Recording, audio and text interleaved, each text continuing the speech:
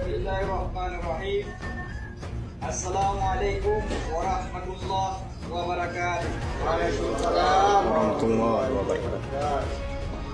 Kami atas nama dan mewakili segenap masyarakat Aceh dengan ini menyampaikan pernyataan sikap, tuntutan dan memberi ultimatum kepada Bapak Presiden Republik Indonesia yang terhormat Joko Widodo sehubungan dengan telah ditandatangani nota kesepahaman Memorandum of Understanding MOU pada tanggal 15 Agustus tahun 2005 di Helsinki antara Republik Indonesia dan Gerakan Aceh Merdeka, sehingga melahirkan Undang-Undang Nomor 11 Tahun 2006 tentang Pemerintahan Aceh.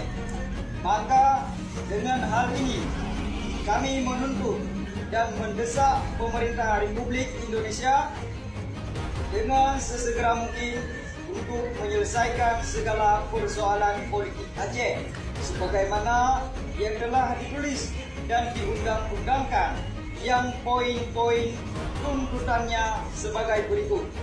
1.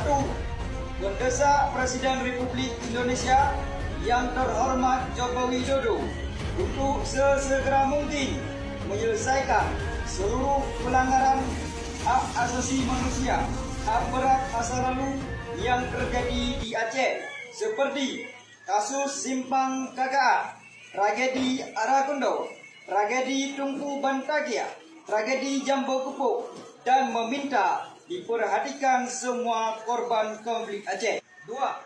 Mendesak Presiden Republik Indonesia yang terhormat Joko Widodo untuk menyelesaikan dan merealisasikan seluruh butir-butir dan pasal-pasal dalam Undang-Undang Nomor 11 Tahun 2006 tentang Pemerintahan Aceh atau UUPA mengenai wewenang kekhususan Aceh tidak boleh ditolak angsur lagi.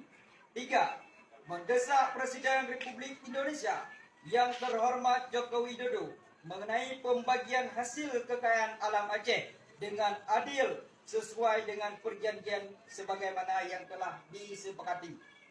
Demikian desakan dan pernyataan sikap ini kami sampaikan mewakili segenap rakyat Aceh untuk diselesaikan dengan sesegera mungkin, dan atas hal ini kami mengultimatumkan kepada Kepala Pemerintahan Republik Indonesia, yaitu yang terhormat Joko Widodo, untuk menyelesaikan seluruh tuntutan selambat-lambatnya sampai tanggal waktu 3 Desember 2023.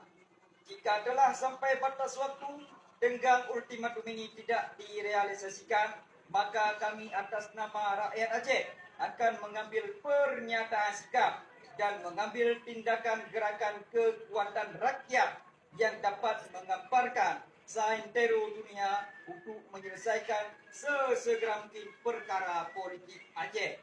Koordinator Perwakilan Aceh, kami mengucapkan terima kasih atas direalisasikan semua butir-butir tuntutan kami.